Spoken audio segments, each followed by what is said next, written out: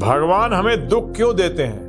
नहीं नहीं नहीं नहीं नहीं, बड़ा गलत सोच है ये। ओहो, भगवान हमें कभी दुख नहीं देते, ये तो हम ही हैं जो अपने आप को दुख देते हैं। हाँ जी, बताइए, मूर्खता की हद नहीं हो गई? आप कहोगे हम क्यों देंगे अपने आप को दुख, क्यों नहीं दे सकते? जैसे बच्चे को अगर पता नहीं है कि आग में हाथ डालूंगा तो जलेगा और जलने से बहुत कष्ट होगा, दुख होगा, तो क्या करता है वो? जब जानता नहीं है तो हाथ डाल देता है। उससे क्या होता है? उसका हाथ जल जाता है, और जलने से क्या होता है? दुख होता है। तो क्यों हुआ?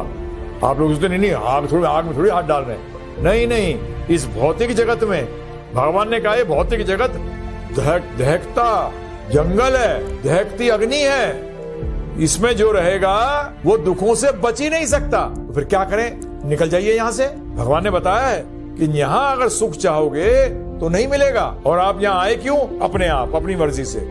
क्योंकि अभी रुके हुए भी किसके मर्जी से हो? भगवान की मर्जी से नहीं, आप अपनी मर्जी से यहां रुके हुए हो। अरे आग में ठंडक कहां ढूंढ रहे हो भाई? आग में ठंडक नहीं है।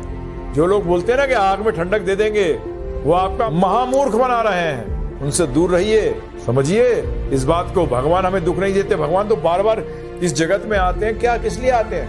धर्म की स्थापना के लिए। तो आपको धर्म का इससे मतलब क्या है? दुख से। धर्म से ही तो मतलब है दुख से। धर्म का अर्थ है कि हम वो करें जो हमें करना चाहिए, जिससे कि हम इस दहकती अग्नि से यहां भी बच सकें और इससे निकल भी सकें। ये ध्यान रखिएगा।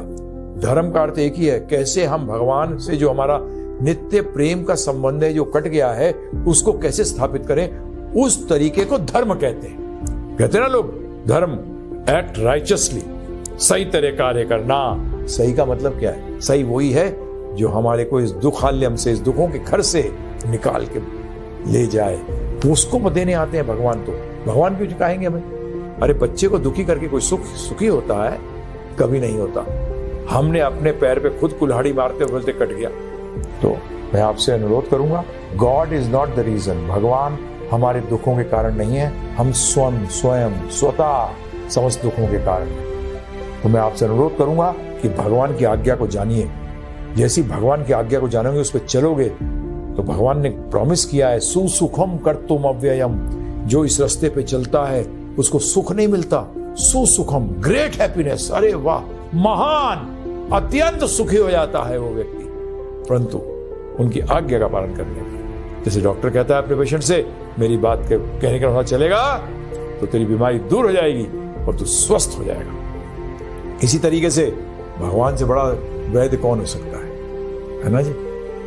तो इसलिए आप उनकी बात का पालन करिए, भगवद गीता जानिए और अपना जीवन सफल करिए।